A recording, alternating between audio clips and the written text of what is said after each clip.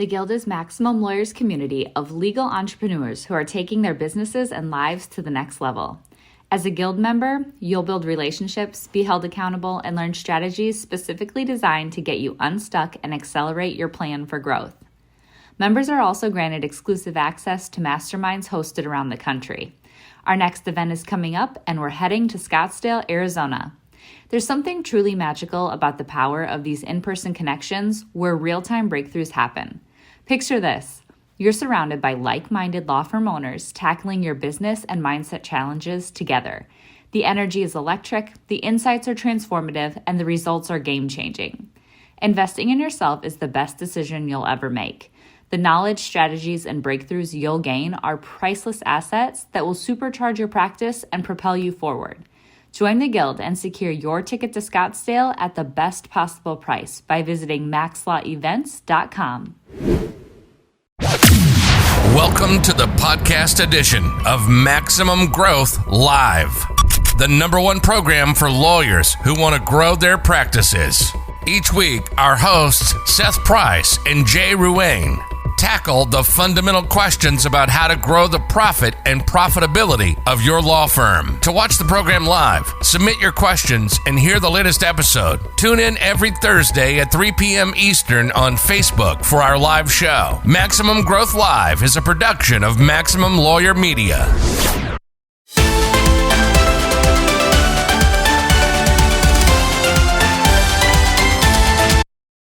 Hello, and welcome to the Thursday edition of Maximum Growth Live. I am your host, Jay Ruane. With me, as always, over there, Seth Price. My firm, Blue Shark. No, my firm isn't Blue Shark. Your firm is Blue Shark. My firm is FirmFlex. Seth, we talk so much, I get it mixed up. But how are you doing this week? Hold it on. We're doing it. The seasons have changed. It's no longer shorts weather. But, again, 2 steps forward, 1 step back, and pushing forward. Yeah, we got a puppy a couple of weeks ago, and I've had to take the puppy out in the middle of the night. And last night, 3 a.m., I was freezing taking this puppy out to go to the bathroom. Crazy. But, Seth, one of the things I want to talk about this week, and it dovetails nicely with our guest who we have this week, is we talked about Undercover Billionaire on Tuesday on our show. And, boy, we got a ton of commentary and back and forth on our broadcast. So, Seth, let's talk a little bit about that. What was your reaction to all the comments? Well, look, it was fascinating. It was fascinating because you could see there were people on either side of the argument. What was most fascinating was the thread that came out of John Fisher's comment that picked up on this difference that you and I have on the abundance of sharing. And that, to me, I didn't really pick up on it as much during the show. When I went back and listened to it, I was like, there is something. So today with Bill Umansky, I'd love to sort of drill down with him because this is a guy who was up and running with a firm before when I just showed up on the scene. And so to see, and he's been through much of this. He's really good with the community, bringing people together, retaining relations with ex-employees, et cetera. So I'm curious to see how he sort of fits into that world because it's fascinating. I've always sort of loved the idea of bringing people in that could be potential competitors and getting to know them and hopefully having some sort of long-term relationship with them. And I know that's not your jam, but I'd love to see what Bill has to say about it. Yeah, I think Bill's going to add a lot to this conversation. And since we do have a tendency to go long, why don't we call him up? Let's take a moment. We'll take a short break. I'll get him lined up on the call. We'll hear from our sponsors. And when we come back, we're going to do the Max Growth interview with the lawman, Bill Umansky. So give me about a minute. We'll be back here in a minute with Bill Umansky, and we'll be talking about abundance, associates, and all those wonderful things. Hang tight, folks. We'll be right back. You're listening to Maximum Growth Live from Maximum Lawyer Media. We'll be right back after this short break. Hey, it's Becca here. I'm sure you've heard Jim and Tyson mention the Guild on the Maximum Lawyer podcast, but you might still be wondering, what exactly is the Guild? It's this perfect mix of a community, group coaching, and a mastermind. Inside you'll gain support, tap into a network of connections, and gain access to weekly events and trainings. In case you missed it, September is the last month to lock in at our lowest member price before the increase on October 1st. So head to MaximumLawyer.com and click on the Guild page to join us. Do you want to get into social media marketing? Unsure of where to begin? The Firm Flex DIY plan was created for small firm and solo lawyers who want to start social media marketing for their firm but can't commit to the large budgets many agencies charge. In just 5 minutes a day, with the help of the Firm Flex coaches, you get daily ideas, weekly themes, hashtags, and stock images you can use to post on social media and market your firm. With a private and vibrant Facebook group you can always turn to, the Firm Flex DIY plan gives you the ultimate control over your marketing. By using the Firm Flex DIY program, as well as our weekly coaching and industry-leading hacks, you can set your social media up for success, all for around $3 a day. Try it today at getfirmflex.com/DIY. In this world today, if you want to grow your business, you want to grow your firm, you want to take on more cases and make a bigger impact, you have to have a digital blueprint. Statistically, throughout the time that we've been working with Blue Shark Digital, our law firm, the Atlanta Divorce Law Group, grew over 1,400%. Seth and his team have years of experience in this area. Blue Shark is truly a part of the firm, so I don't consider Blue Shark any different than the employees in my office. I know I can trust their input and their advice because they truly care about the people that they work with and just want to see you succeed. And we're back. We're back with our good friend, the Lawman. Bill, I haven't been able to hang out with you in like a year now, maybe like 9 months, and I am missing the Lawman from our life. So Seth, why don't you tell everybody who's watching today, tell them who the Lawman is. Well, Bill Umansky has been sort of a friend, a mentor, an inspiration. I met Bill over a decade ago. When I was trying to get my firm going, he was already going full steam. And one of the reasons I'm so excited to have Bill today is, as a lot of you have seen in the comments from our last show, there was a lot of back and forth about the abundance of giving and how much information to share. And one of the things that I recall distinctly when I first met Bill, and I was sort of flying high and kind of cocky thinking, hey, I got these guys, and I had lawyers stay year after year, is at some point, Bill was telling me people left and set up shop across the street and started competing, which leads to a whole bunch of different issues. And I'd love to sort of unpack that with Bill today and talk about not just what it's like when the attorney is there knowing that someday they could be your competitor, but secondly, Jay, you were talking about like not wanting to talk to competitors and necessarily share as much. Now your former employees, you want to keep that alumni group strong. At the same time, those people may be competing directly against you. So Bill, talk to us about that because you've been through this time and again. Yeah, I think it starts with what you're like when they work with you and whether they respect you or not. I think we've talked before about, I love telling this story where I had a guy that started when he was in college, guys, and he used to read every single book, and he wanted to be a top plaintiff lawyer and product liability lawyer. And he was much smarter than I was, a harder worker than I was. And he graduated college, UCF, University of Central Florida, and he went to University of Florida Law School. And at the time, he got married. And here was the first step in, we had an old car and country, what is it called? Those minivans with TVs in them. We had young kids. The car was worth about $9,000, and he needed a car to go to school. So I just gave him the car. And when he came back, he worked when he was in law school, either clerk first in the summers, came back, worked as a job. The point being, he was one of many, but he went on and moved on. But when he came to give his notice, guys, he had his head down and he wasn't looking me in the eyes. And this is a guy that could look you in the eyes. He's like, I want to do my own thing. And basically he was tired of my shit. He didn't want to handle clients the way we wanted him to handle his clients. He wanted to be able to do whatever the fuck he wanted to do. Am I allowed to curse? Sure. Yeah. And he just wanted to do whatever he wanted to do.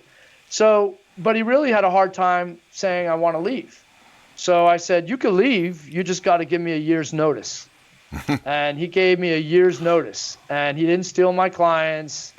We helped set him up. We helped give him some people that he could rely upon. And, the next guy that ever did that to me knew when he came in, he goes, I want to open my own firm. And I was like, I can't give you a year. I go, can you give me like 6 months? And can you find a replacement that's better than you? And he did. So, Seth and I were talking before the show how we've gotten burned by a lot of that, but it's kind of those things, what you do for your employees. So this particular guy that had 6 months, we were good to him. We took care of him. We sent him to either it was Europe on vacation with his wife. And when he went away, we had like a huge party with a limousine, and we all partied, and we had him have a send-off. So, Bill, to be fair, though, you're talking a couple of awesome stories, and you're an awesome special guy who invests a lot, and I get that. I want to quit your firm. Can I quit your firm? I've provided cars to employees, not necessarily lawyers, and been burned. I've had some of my favorite lawyers who have, they didn't give me 6 months notice. They gave us notice. And then basically some of my favorite people set up shop by saying, well, I was trained by these guys, and now you get that training for you for half the price. So you're giving us the great stories, but as it does hurt when you set something up and all of a sudden what you've invested in, especially the amount that you invest, they're not all perfect like that. And that for all of our listeners out there, there's going to be that moment when the first person leaves and does that. It is a jolt. Yeah, so we've definitely had people that have left, and usually some of those people were not people that actually left on great terms, but we left on amicable terms. But I'm just being upfront with you. I have very rarely had someone, these two guys in particular, by the way, it's not that they're not setting up down the street, and I don't know what they're telling their people. In fact, quite frankly, they may be doing that. Hey, Umansky's firm trained us. They got all these systems. They have all this overhead. That's why they're charging more.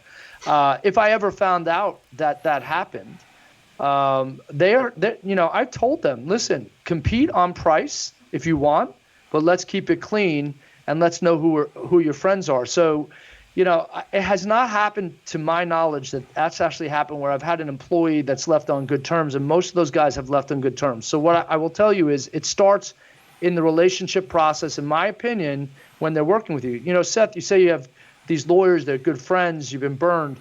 I've been burned by employees and by lawyers perhaps that work for me that were not as competent or not as what we wanted them to do. I've had client relations people more so than the lawyers have done that to me, and gone work to competitors, and I don't have a competition clause.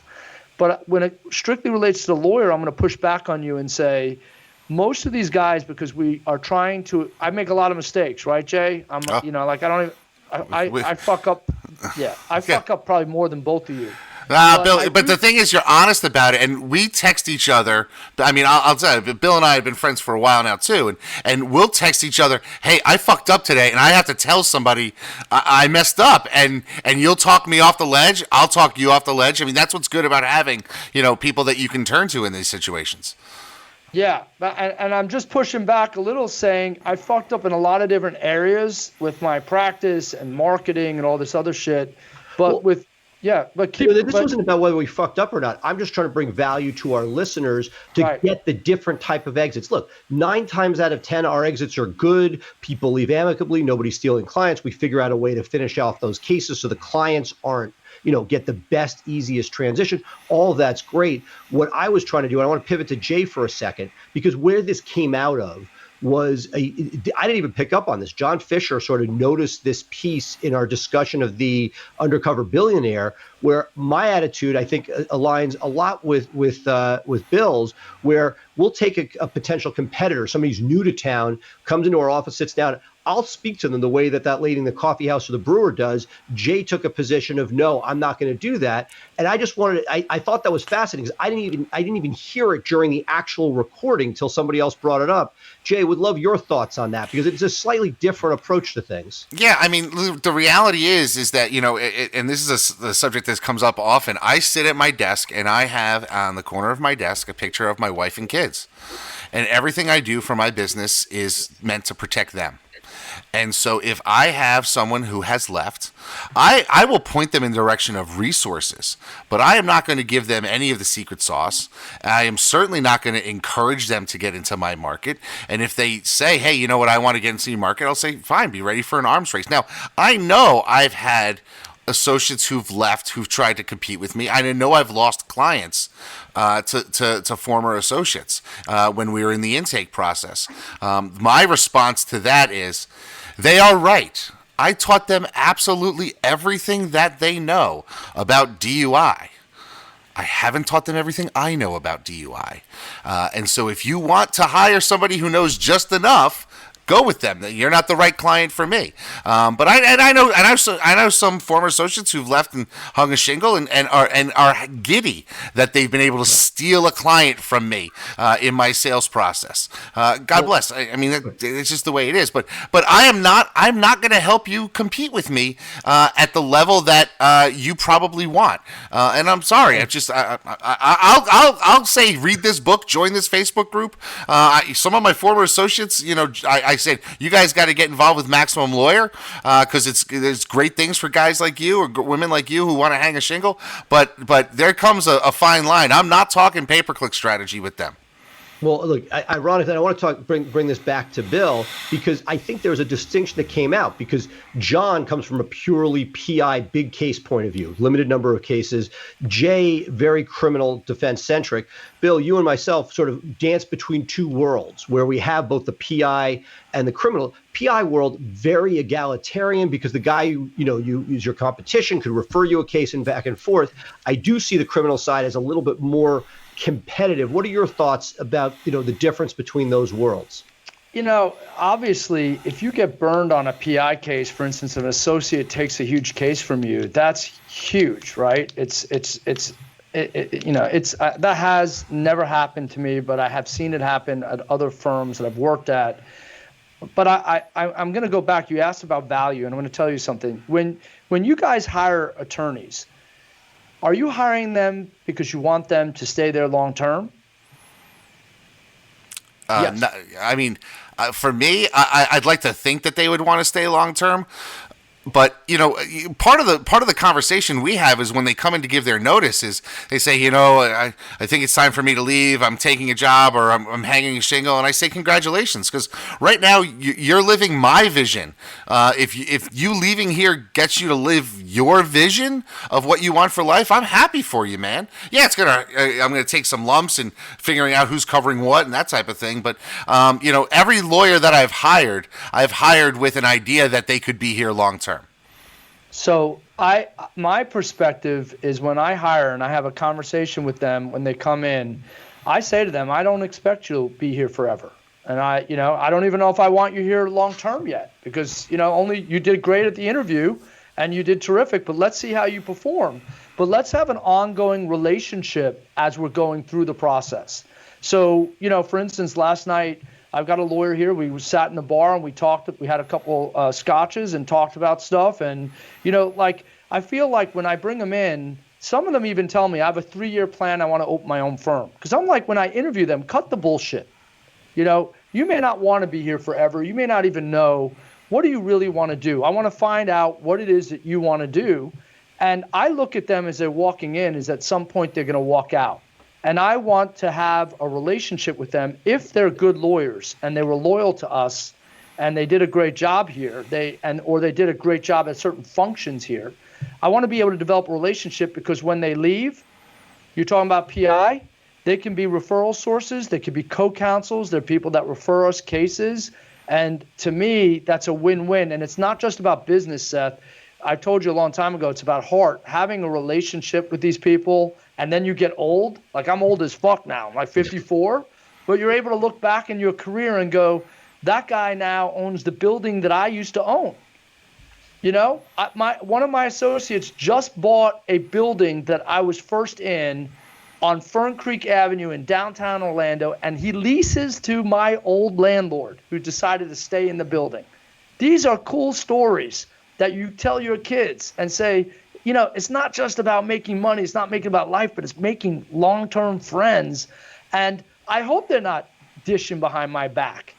No, look, Bill, I get it. But I have a slightly different perspective. I do want people to stay forever if I can make it worth their while. And one of the nuances, and Jay and I go back and forth on this a lot, I have found in the fee-for-service area, I've had a harder time doing this in the PI area and trying to get better. But in the fee-for-service areas, criminal, family, trust, and estates, I have found that by cutting the lawyers in and making them vested as partners within their group based on production has taken money off the table for why somebody would leave. Somebody wants to go in-house at Cap One. I can't do anything about it. It's a career change, but it's allowed for removing of other margins, maybe slightly smaller. But when that's gone and they feel an empowerment, then they have a decision. Do they want to go somewhere else because they really want their name on a shingle? And we've had that once or twice. But generally, if we can eliminate money as the motivating factor for leaving, then we have a chance. And look, agree with you.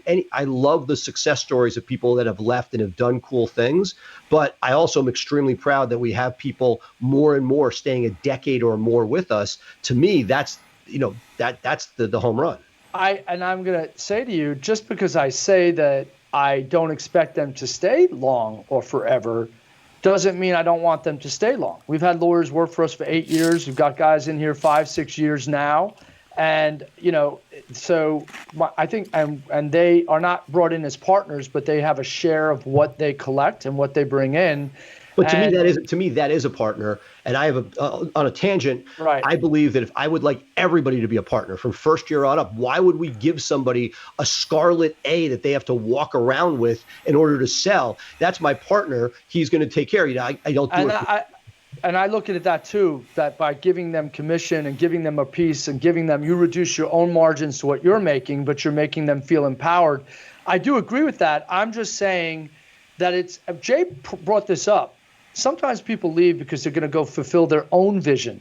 So it depends upon if you're a Machiavellian or not. You're like, I'm hiring this person and I want them to be long-term. I'm going to make them a partner, but I really just want them to see my vision or have them be my vision. Whereas opposed to, listen, we want to see if we can accomplish, the firm has a vision. We want you to come in, but we want you to add to that vision, in my opinion. What can you bring that's different? What can you bring that's diverse? What can you bring and make them feel like it's their part, their vision, so they don't want to leave. Well, to Jay's point about but at some point people just want to do their own thing. Yeah, and one of the things that I got from William Eady, who is a nursing home lawyer, he's got this philosophy that he discusses with people regularly. Stay in joy and leave in peace. If you're not happy here, we'll help you find where you're going to be happy. And leaving the firm doesn't necessarily have to be a contentious thing. I like being able to say to somebody who said, hey, it's time for me to go, congratulations, you're on your way. I wish you the best of success. Yeah, I'm not going to say, oh, that's a gut punch and I gotta hustle to find somebody because they were carrying a heavy load. That is what it is. But, really the most important thing is that you can encourage people to find their happiness and find their vision. I'm not going to necessarily help you out. I'm not necessarily referring you cases if you're going to compete with me in my market. That's just not how I do it. Funny, I look at some of the people in your state, the biggest players, right? Whether it's Levin, Pap, or whether it's Morgan, their alumni have gone on to do crazy stuff. And while there may be a little bit of issues when they leave, they end up, we're playing in the same fishbowl. And that, to me, I love the idea of can I make lemonade out of those lemons? Because again, any breakup can be hard because it may be that you weren't ready for them to go, or maybe, or vice versa. But the idea that if you can somehow keep those people as high a percentage as possible, and to me that's something that I strive for, is that of the people that leave, are there people that have burned? There's some people that I know that have to burn the ship when they leave. And it sucks as the business owner because I would like those people to not have that. And I've circled back with them years later. But there's some people, the only way they can be driven is to sort of say, hey, that sucked. That's awful. I'm going to go do my own thing. It's unfortunate, but I'm sure you've both dealt with that type. I know I have. I've had a couple of associates or attorneys. I don't call them associates. I just call them attorneys. But I've had a couple of attorneys in my office in the last 2 years, both of whom it was clear to me, having gotten to know them over the years that they were with me, that there were some personal issues going on with their relationships.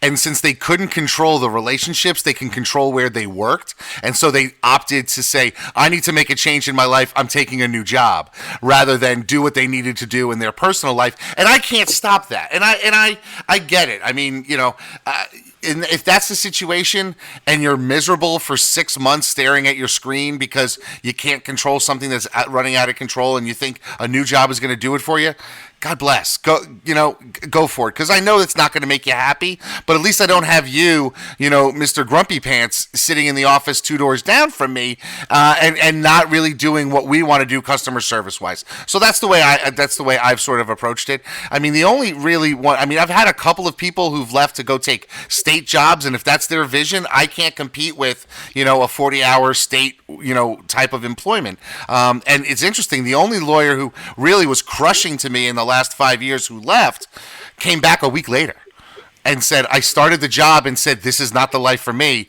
What can we do? I want to be your partner. And I said, well, great, because I wanted to have this conversation. And then you dropped on me, you were leaving. So it all kind of worked out. So, and I've tried to insulate myself, and I know, Bill, you've got this persona of the lawman and you market that.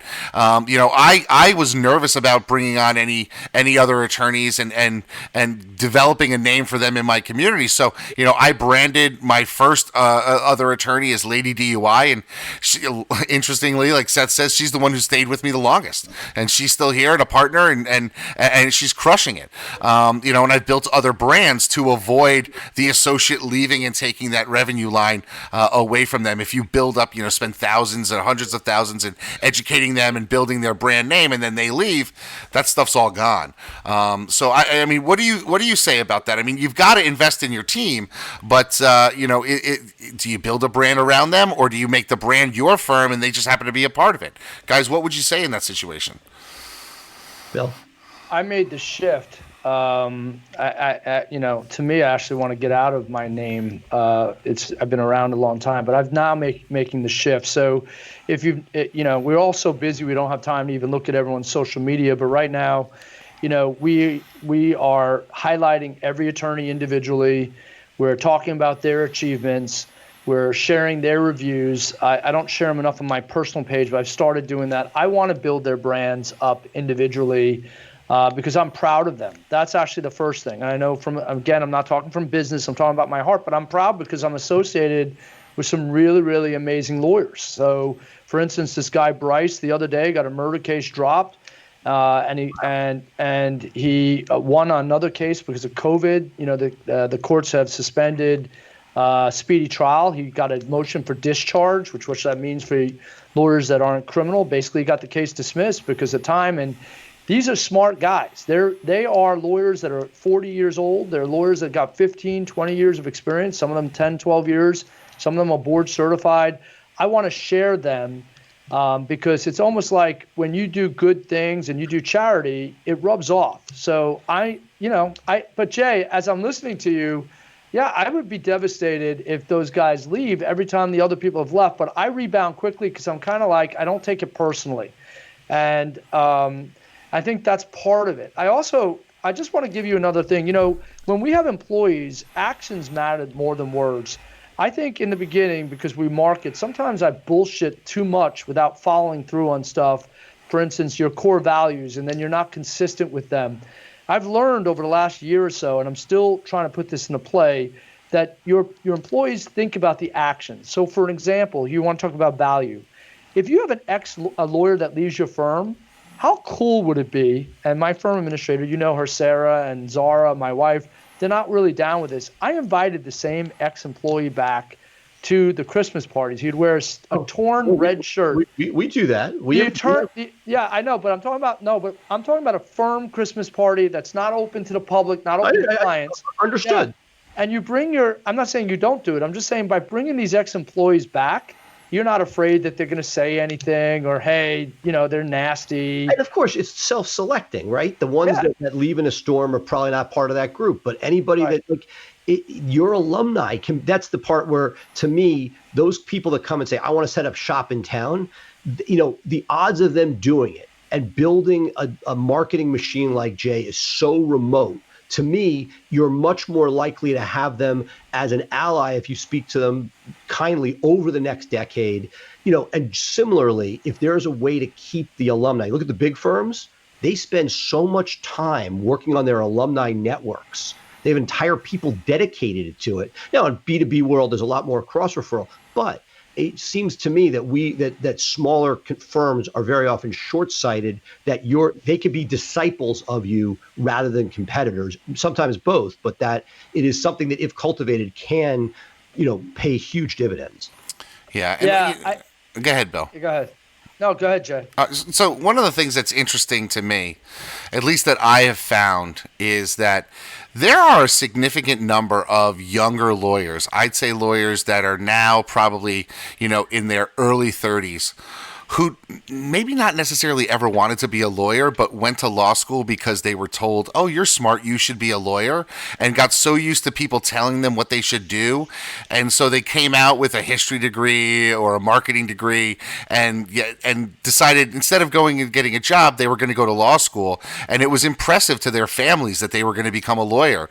And so they never really stopped to think, do I actually want to do the practice of law? And that's, unfortunately, I think that's, I've had a couple of people who probably never should have become lawyers that have left to take other jobs because that was more in line with their vision, and it was something that was more manageable. So Jay, isn't that more of a hiring piece to me? Like, I've always, if I could wave a magic wand, I love the people that are like 2nd to 8th years, 3rd to 8th years. They're in a spot, they've done that type of law for a number of years, and so that you've sort of eliminated those risks, sort of just like hiring right out of college. We've been burnt a lot, both at Price Benowitz and at Blue Shark, where people come out and we have people that end up leaving our place and going home to live with their parents and not having a job. They don't want to work.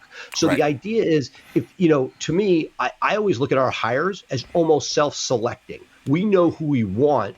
Does this person want what we have to sell? For us, we're going to eliminate the marketing, the admin, the account. We're going to take all that off their plate so they can practice. If they don't want to practice, it's the wrong place to be. And looking for that there, again, easier said than done. But to me, that's the essence. If you get the right people on the way in, you have the best chance of that extended tail. Oh, absolutely. Bill? Yeah, as long as your process is, if you get the right people in, that's why sometimes, I don't know about you guys, but we do like 3 interviews sometimes with people. We'll bring them into the office, we'll have a drink at a bar, and then we'll do it at another 3rd location. What we haven't done is had other lawyers interview them, which is now I'm thinking probably a good idea. I know I don't do that. More touch. To me, I use it all the time. I hope I don't get sued for it, but the analogy is dating. It's over and over again. Like, you wouldn't just meet somebody for a drink and then go get married. The idea is it's taking those basic steps.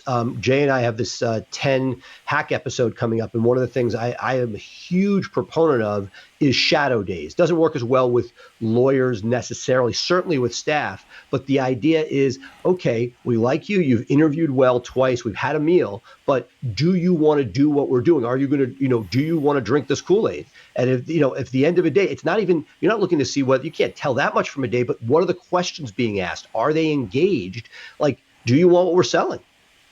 I think to have someone come back in 3 times to meet with you on an interview, and most people are doing 1, maybe 2, and you even stretch it out to 4, that shows a lot about the person that's trying to interview. Because they're either hungry, or, assuming they're good quality, they're like, there are people that feel entitled, like, why would I have to do that? I've had interviews where on the second interview, they basically, why do I got to come back again? Well, and look, we think a lot of ourselves, but our former firm administrator, Brian, he would get people in a room away from me, and he'd get them to say things that were, he'd come back to me and say, this person doesn't want the job. Yeah. And I'd be like, I thought this person was all giddy. So the idea that you have people outside of your, that's not you, that may have a different sensibility, I think incredibly valuable, because that different perspective, and that the issue, the truism, hire slow, fire fast. I mean, we are all guilty of it now. Is the one time where we finally 6 months ago, we had to hire quickly because the person would be off the market if we didn't do it quickly. Now I feel like we finally have the luxury to go back to the Bill Umansky model and really have those touches. And what's genius, if you can actually do it, which is tough because it takes away from family time, but a drink seeing somebody outside of the interview environment, incredibly valuable. Good for you, Bill. I think, but Jay, when you were talking about this, it's funny. When I look at my kids and I look at my wife and, the stuff that, for our family, I still look at these attorneys that are leaving that I've engendered a relationship with, and there's negatives. Sometimes you're too friendly with your lawyers that work with you. It becomes like a family, and then some of them feel like they can bitch more and do that. But I'd rather have all of that. And when I look at them leaving, I look at it as like, what is that opportunity for their family and my family together? Even though we're completely separate, even though they're working against me in the sense that they're going to take a case. And I got to tell you, there's nothing better than getting a referral from a co-defendant, from a former. And by the way, my former associates look out for each other more than me. So what they'll do is they'll text me and go, I have a referral for your firm, but I'm going to give it to this associate, this lawyer who I'm friends with, so that she can get credit. But Bill, I want you to know I'm sending it to you. And it feels good, and then it feels good to give them back something. So when they open new offices, you go over there in person, drop off some scotch or drop off a gift and sit with them. And then what I usually do, I'm like, where's my scotch? So we have a bar here, and they'll come by and they'll drop off a bottle, for example. And we have an open door policy for these associates. They come back in. It's so funny when you have our receptionists don't always stay with us for reasons. They'll come in and, who is this guy? And he'll just go in and sit in the bar. They're like, we got a stranger in the building. But those feelings are good because, so I look at that same picture of my family and say, it hurts. Don't bullshit. It hurts when they leave, but I'm also like, they're going to do their own thing. They made their mind up. We've communicated all this process, and at least they've told me what they were thinking. And it's going to be an opportunity for both of us. So, and I know it's just looking at the positive side of it, I think. So I got to ask you, Bill, and Seth, I want you to weigh in on this.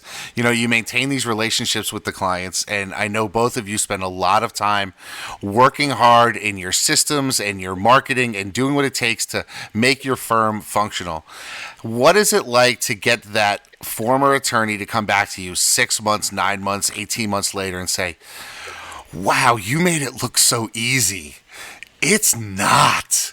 That is the thing that I love getting. That makes me feel good. That they're like, I was working for you and doing my thing and thought I can handle opening a law firm. This isn't that hard to do. Everything seems to be working just fine. Tell me about some of those experiences, because I think that's telling for people that when you have a good operation, things may seem like they're smooth sailing, but those legs, the duck is smooth on the top of the water, but the legs are moving a million miles an hour underneath.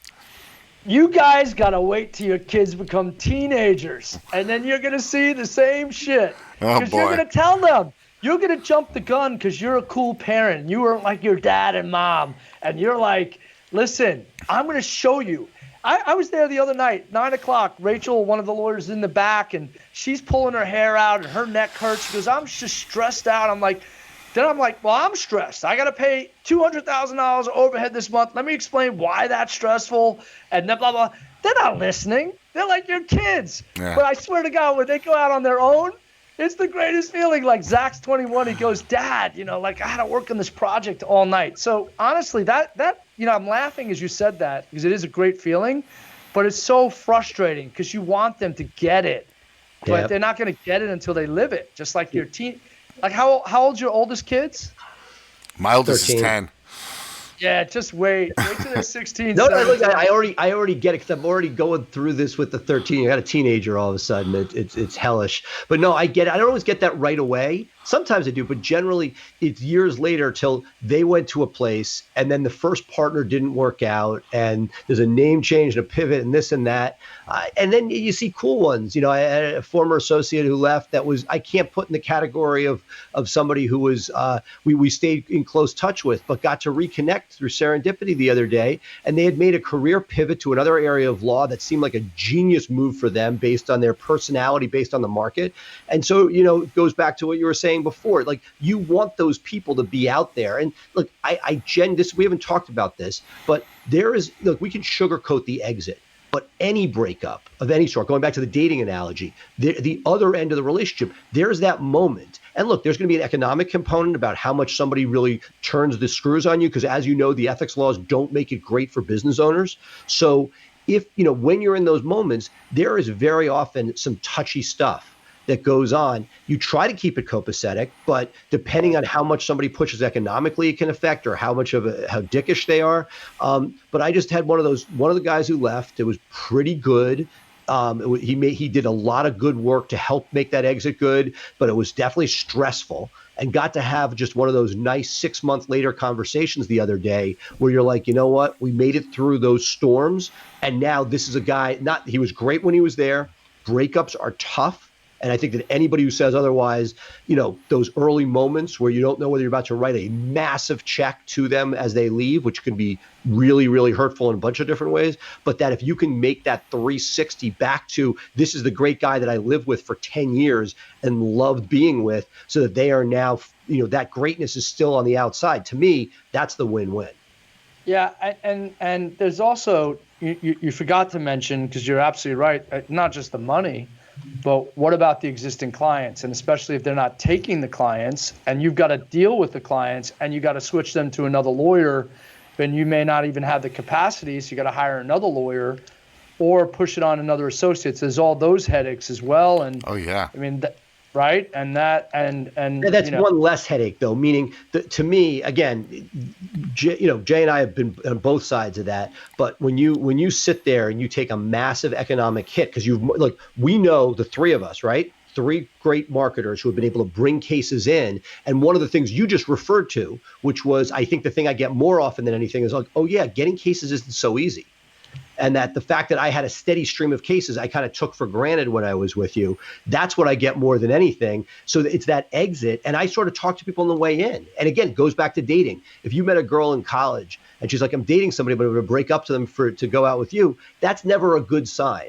And I feel like if somebody's coming here and they're like, well, hey, what's your book of business worth? I'm looking at what their next year will be, not what can they do as a land grab to bring to me.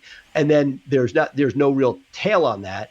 To me, if somebody is looking to basically take advantage of their former employer, I'm under no illusions that that's going to be the same way on the way out. So I genuinely want people who are not looking at it that way. And I assume you guys have dealt with that in both directions. Yeah, I mean, I think the thing is that how they treat other people is how they're going to treat you in the end, because I think for the most part, people are exactly who they are, and it's very difficult for them to change. A tiger can't change their stripes type of thing. If that's who they are, there's going to come a point where you're going to be on the receiving end. So if you know that going in and you're willing to accept that risk, that's one thing. But I like to think we live with a higher purpose. I think my biggest thing is, even during this Corona time, I've had a number of messages from some of our clients saying, this client's giving us a hard time. They just don't get it. And I said, hey, you fire the client. I if you're telling me that this is not a good client for our firm, and I've never talked to that client, I'll take your word for it. And let's get rid of the client and part ways as best we can. Do an entire show on that, Jay. Bill, yeah. I'd love your thoughts, sort of a final round, because look, taking everything that's going on, the normal strain of running a firm, huge. The ups and downs, emotional roller coaster this time, massive. I am with Jay, but whether it be a Price Benowitz or it be a Blue Shark, if there's a situation where we can't make somebody happy with a reasonable amount of effort, it's not worth it for the staff. Right. I want the staff to know, lawyers and account people at Blue Shark, if somebody is abusive to the point where it's hurting your ability to get up and go to work every day, or even incrementally getting there, it's so hard to get and keep great talent, that to me, that's the reason that I'm doing this. Not just the economics of it being inefficient, but I don't want to burn people out. And it's so easy to do so in today's environment. Bill? Yeah, and I would close that by telling you that was probably a huge weakness for me as a leader. I always look at you, Seth, and Jay, Tyson, Jim, as you all make mistakes, but you learn very rapidly from your mistakes. And I don't mean like Jay's mistakes where he'll try so many different things. That's marketing. But I'm talking about just generally. Jay learns. Seth, you learn. For me, I'm like stubborn. So one of the things that I didn't learn was that being a leader required to have some backbone and the ability to say, you know what, I don't need everyone to like me. and including my employees, that I want to have a relationship, that I actually love them and I want them to succeed here and elsewhere. But I feel like that's part of when you have the relationships with these lawyers, and you see them not responding in a positive way, and you see, especially with COVID and life's short and your family and all that stuff, you've got to have the stones to correct or address the behavior directly, especially with tough litigators who they're tough and they're going to look at you and be like, you're just a marketer now. So, but you have to look them straight in the eye. You have to tell them what your expectations are, and then you have to act accordingly if there's not a change of behavior in a positive way. That's the toughest thing that I've learned when it deals with lawyers. And I, like you, Seth, I feel that all of these guys are partners to me. But I respect them so much that sometimes, for example, they don't want to do things that you think need to happen and have that initial phone call with the client within 3 days because they're busy, and they'll push it off. Or we can go into all that kind of stuff. But if you're not talking to them and telling them what you want and what your clarifications are, and then ultimately if they're not listening, then get rid of them. That's probably the toughest part about this. That reminds me of something that it was from the Undercover Billionaire show that I've been thinking and struggling with a lot recently, or working towards, I should say. The idea that was said on that show that the leader works for the employees. And that our job, you say, you're not just a marketer, but the idea is for each call when I speak to a lawyer, what can I do? What I have all these resources. What can I do to help you do your job better? It's not always perfect. Sometimes they ask for stuff I can't do. But if I'm trying more and more, talking about learning, that's been the thing that I've worked on the most of late, which is how do I make myself that support person rather than just saying, hey, I need this done, which I think was many years how I push things along. And it works. It gets things done. But the idea that you're there as a support mechanism, I think, is something that is definitely like the work in progress. Yeah, absolutely. It's so nice seeing you guys. Literally, it's just this COVID thing sucks. So. It really does, Bill. I love getting to see you once or twice a year, and it just not being able to do it has been crushing. But the good thing is that with social media, I'm able to see what you're doing. I love some of the stuff that you're doing with your Lawman's Lounge. I love the stuff that you're doing. I mean, we didn't really have time to talk about it today, but you're big on the community marketing. You're big on the second chance stuff. That's all stuff that I think really sort of shows your character and how you believe in people. And I think that's one of the reasons why you've been so successful is that, there's a whole digital marketing component to whatever we do. But at the end of the day, people hire lawyers that they connect with, and you're able to do that with people. And so, you look at these people, you look at hiring for growth, make sure that you can connect with the people too. Some people say, I just want automatons that come in, they execute the work, and they go home and they bill their hours and blah, blah, blah. But, you need to have people that can connect with people so that your business can grow. That's so true. And you just then have to also be aware and willing to embrace the risk that when you have individuals that are able to connect, that they stay with you as long as they're going to stay with you, but they also may want to do their own thing to fulfill their own vision. And those people that can connect with clients, that can be the economic boom that you're talking about, Seth. So, but I mean but I'd rather have that, and that's the vision for me in my firm. I'd rather have my lawyers connecting with people and feeling a two-way street, because it does mean growth, especially if you're not doing billboard or TV advertising or stuff like that. I got one last thing to say. I got one last thing to say here, though, Seth. One of the things that I like to look at my firm like as sort of like a professional sports franchise, right? And it's going to be around for a long time. Hopefully not the Jets. No, definitely. Well, we've had our Jet seasons, that's for sure. There's butt fumbles all over the place in my firm, but in reality, we bring in some players for a season or two that are going to help us, take it to the next level. We have some people, like the Yankees will bring in someone like Derek Jeter, who they'll try to build a franchise around. But you got to recognize is that your firm is a living and breathing thing, and not everyone's supposed to be there for the long haul. Some people are just there to solve a problem them and move on. And if you take that mindset that, you want to compete as best you compete right now, and maybe that's having a good farm system with hiring young lawyers. Maybe it's hiring people that are experienced litigators because you've got a bunch of stuff on your desk, but you don't plan on them for being there for longer than 5 years. It's really sort of one of the things that you got to kind of look at what hands you have and play it the best way you can, rather than try to say, this is the only way I'm doing it, and I'm going to do it this way no matter what, because that's when you wind up with a franchise like the Jets. Yeah, that's, yep. And nobody wants to be the Jets. I mean, I hate being a Jets fan. My kids wonder why. It's a funny story. My son asked me why are we Jets fans? Everybody else seems to be happy on Sunday and you're not. I said, son, I'm teaching you how to have a broken heart early in life, so when the girls start breaking your heart, you know what it feels like and you can get over it. Because, I mean, I was texting with my other Jets fans this past Sunday saying, so who do you like in the draft this year? Because this season's done. Yeah. At least the Jets are playing in front of 5 fans now, which is, Bill, thank you so much. This made the distance of COVID that a little bit closer, and this was awesome. So thanks for your time. Yeah, Bill, I thanks. really miss both of you guys. Yeah, seriously miss both of you. So, all right, see ya. Soon enough, Bill. We'll be together again. I can't wait. All right, dude. See Take ya. it easy. Bye. Bye. See ya.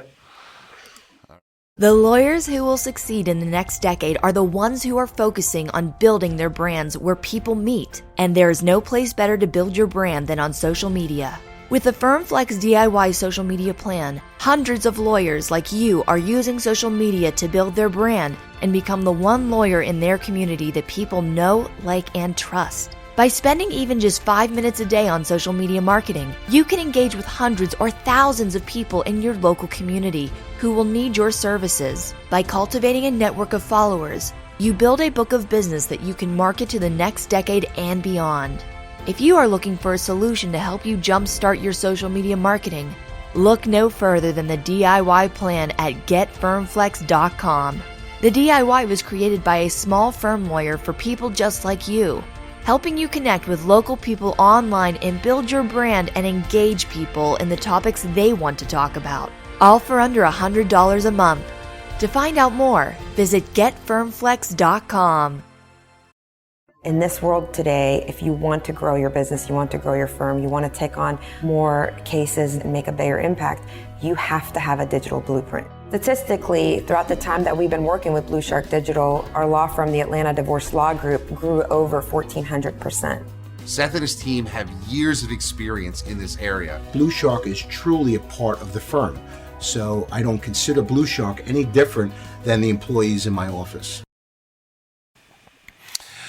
Wow. Okay, so Seth, another phenomenal interview. I got to tell you, each week it gets better and better. Spending even a few minutes with Bill Umansky will put a smile on your face. We got to spend about 45 minutes with him, and just phenomenal. You know, I can never get enough of the law, man. What were your takeaways?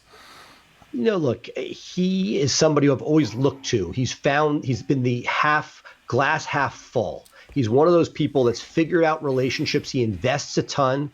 We saw some of, in general, what I think he shows is that over time, that if you give and give and give, it comes back. It's not perfect. We all have the episodes that don't work, but I love the way that he shares and tries to put everything out leave everything out there, and that, that he'll take that hand once everything is pushed out. Yeah, I mean, just great stuff once again. This has been another phenomenal week. I'm really happy with where we're going with this. It seems to be every week we're getting nuggets that people can take away. You can grow your firm. I know at my firm, Ruane Attorneys, I've gone back, listened to some of the interviews that we've done, pulled out some nuggets, shared it with the attorneys in my office, and we're all really growing from it. Same with FirmFlex. It's really been great. I know you with Blue Shark, as well as Price Benowitz, have remarked to me some of the stuff that you've taken away.